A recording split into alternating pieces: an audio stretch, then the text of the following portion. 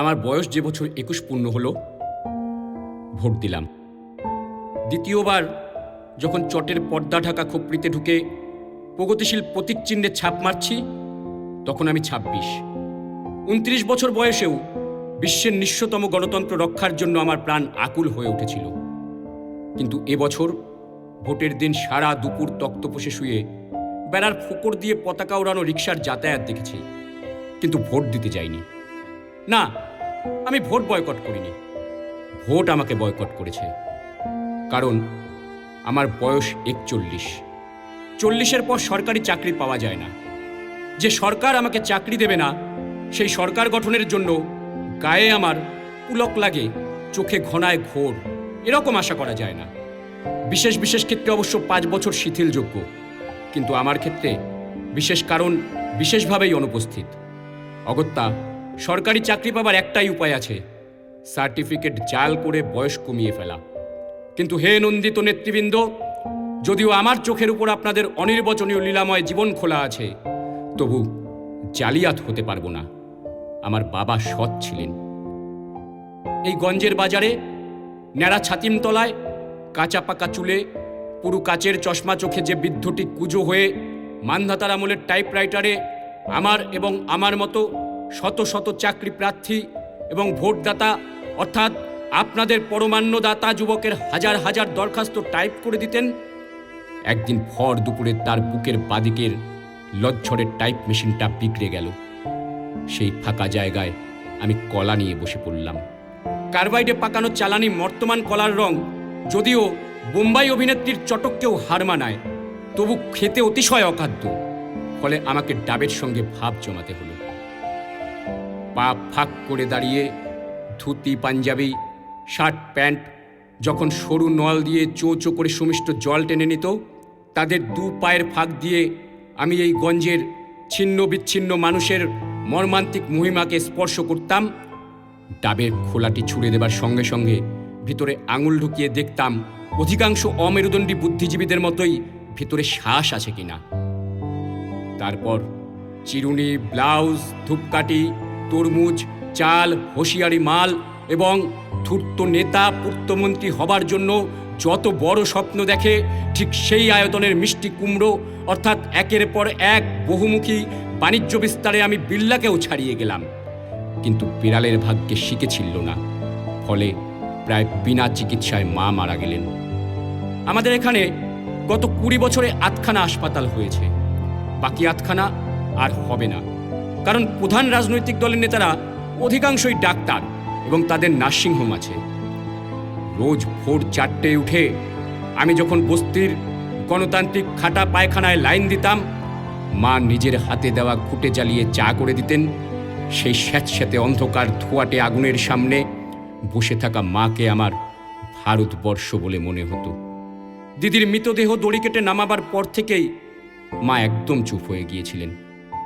যার সঙ্গে দিদির বিয়ে হয়েছিল সে গরিব ছিল এবং ভালো ছিল, কিন্তু দারিদ্রতাকে মহানও করেনি বা খ্রিস্টের সম্মানও দেয়নি। এক চোরা কারবারি শ্রমিক নেতার আরকাঠিতে পরিণত করেছিল। সে সেই নেতাকে মহিলা সরবরাহ করত। সেই নেতার সঙ্গে মন্ত্রীর যোগাযোগ ছিল, মন্ত্রীর সঙ্গে কেন্দ্রের যোগ ছিল, কেন্দ্রের সঙ্গে পরিধির যোগ ছিল, পরিধির সঙ্গে ব্যাস এবং ব্যাসের সঙ্গে ব্যাসার্ধের সংযোগ ছিল, এবং এই সব সূক্ষ্ম যোগাযোগগুলি একসঙ্গে গিট লেগে একটা মোটা নাইলনের দড়ি হয়ে দিদির গলায় ফাঁস লাগিয়েছিল। চাকরি আমার হতো। জেলার সব ছাত্রদের মধ্যে আমি যদি মাতৃভাষায় প্রথম না হয়ে আপনাদের পিতৃভাষা অর্থাৎ ইংরেজিতে প্রথম হতাম, হয়তো আমার বরাত খুলে যেত। অথবা আমার বন্ধুরা যারা ঠিক ঠিক জায়গায় তেল সরবরাহে আরব রাষ্ট্রগুলোকেও হার মানিয়েছে, আমি যদি তাদের সঙ্গে প্রতিযোগিতায় নামতে পারতাম, তাহলে আমার গলায় বাদামের ঝুড়ির বদলে নেকটাই ঝুলত। গর্তে ঢুকে যাওয়া ফ্যাকাশে হলুদ রঙের দুটো চোখের শূন্য দৃষ্টি এবং একটা অকেজো টাইপ মেশিন ছাড়া বাবা আমার জন্য আর কিছু রেখে যেতে পারেননি। এবছর জীবনের সর্বশেষ ভোটটি দিয়ে মা চলে গেলেন, ভারতবর্ষ পড়ে রইল। আমার আর কোনো দায় নেই, যেহেতু আজকের দর্শন আগামীকালের সংস্কার মাত্র। এখন যদি আমি সন্ন্যাসী হয়ে যাই, বন্ধুরা বলবে পালিয়ে গেল। বিদেশি টাকায় পুষ্ট যেসব তথাকথিত জনসেবা প্রতিষ্ঠান আছে, তাতে যদি ভাতের জন্য ঢুকে পড়ি, তারা বলবে বেটা গুপ্তচর।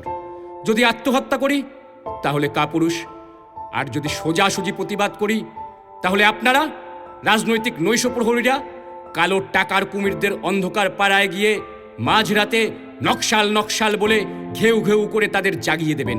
এমনকি অবস্থা তেমন তেমন বেগতিক দেখলে আপনাদের সঙ্গে রাশিয়া আমেরিকাও যোগ দেবে। এতদিন চাকরি খুঁজেছি, পাইনি।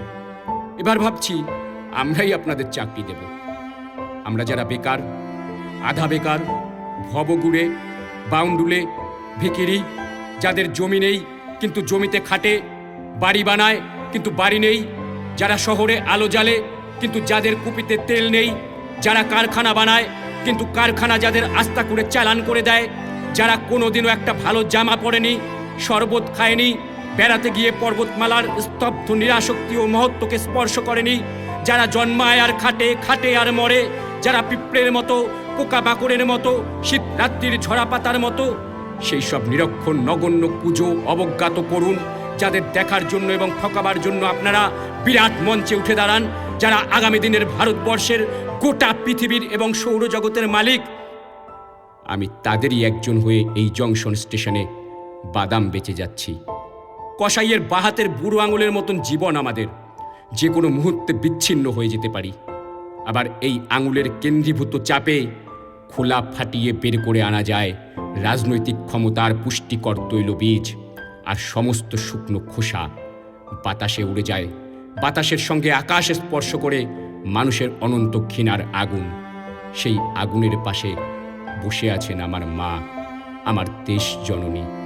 না, বিপ্লব শব্দটি শুনলেই আপনাদের মতো আমার কম্প দিয়ে জ্বর আসে না।